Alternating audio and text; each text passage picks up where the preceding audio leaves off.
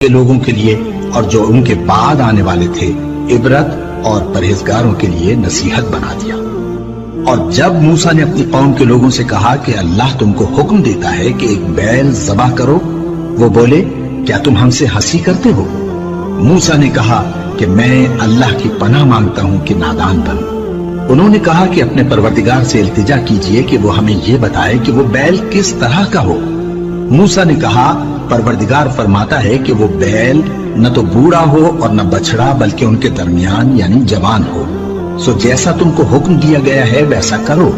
انہوں نے کہا اپنے پروردگار سے درخواست کیجئے کہ ہم کو یہ بھی بتا دے کہ اس کا رنگ کیسا ہو۔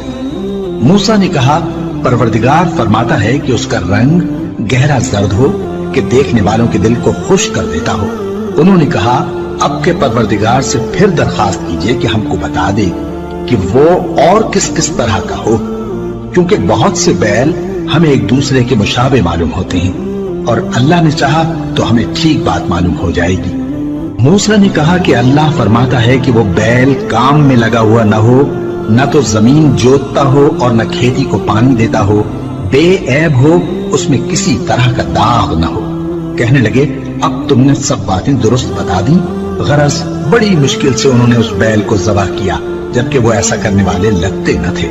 اور جب تم نے ایک شخص کو قتل کیا تو اس میں باہم جھگڑنے لگے، حالانکہ جو بات تم چھپا رہے تھے اللہ اس کو ظاہر کرنے والا تھا۔